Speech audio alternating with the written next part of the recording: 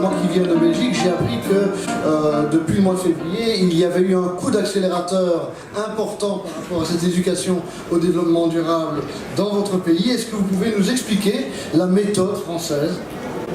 Merci et bonjour à tous et à toutes. Je crois que notre responsabilité en tant que responsable du développement d'une grande politique publique comme celle de l'éducation au développement durable, et elle est à la fois d'avoir une vision claire et une stratégie au niveau national et au niveau local, et en même temps de rencontrer, de favoriser, de développer toutes les actions du type de celles dont vous venez de parler, monsieur, qui sont extrêmement intéressantes. C'est finalement la rencontre du pilotage qui doit être absolument important et que nous avons mis en place effectivement avec une nouvelle approche depuis le mois de février qui correspond à la fois à des textes de préconisation, à des ressources pédagogiques que nous mettons en ligne, à une formation accrue des enseignants, à la présence de la notion de développement durable et même de ce concept très concret dans tous les programmes scolaires, depuis la maternelle jusque vraiment à la fin de la scolarité obligatoire, et nous allons continuer à le faire, y compris au lycée.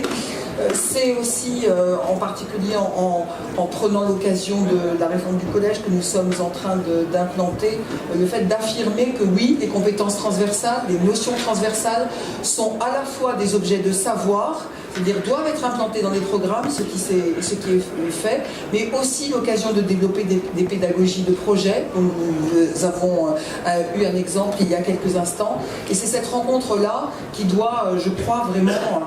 développer notre activité. Alors pour cela, la question de la gouvernance, la question du maillage du territoire est très importante, et je voudrais dire que nous avons demandé à l'ensemble des recteurs et directrices, c'est-à-dire ceux qui dirigent localement l'éducation en France, de nommer auprès d'eux des coordonnateurs académiques de l'éducation au développement durable, et je sais que bon nombre sont ici aujourd'hui, ça me permet vraiment de les saluer, de les remercier de leur action, afin vraiment d'animer le territoire, voilà, de travailler aussi les relations avec les partenaires, parce que l'école ne peut pas tout. Elle a une très grande responsabilité, ça nous a été rappelé, mais elle ne peut pas travailler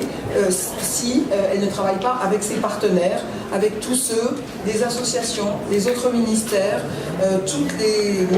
également les organismes qui travaillent auprès de nous pour faire en sorte que le développement durable soit une réalité dans nos classes, soit une réalité dans nos villes, soit une réalité dans nos campagnes, soit une réalité dans toutes les politiques publiques que nous menons.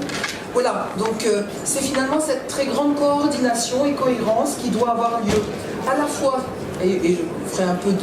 d'anglicisme dans cette parole française, à la fois de manière top-down, parce que c'est aussi la méthode française, d'avoir une impulsion et des préconisations très fortes qui, je crois, donnent le cadre de notre travail, mais aussi d'être capable d'accompagner tous ces projets incroyables. On en a eu plein d'exemples ce matin, qui montrent la vitalité de nos écoles, l'envie des professeurs d'accompagner ces démarches et d'accompagner les élèves et donc leurs familles dans cette grande ambition que nous portons très fort et qui a été, je crois, tout à fait renouvelée à l'occasion de la conférence de Paris que nous vivons de manière aussi intense cette semaine et encore la semaine prochaine. Merci.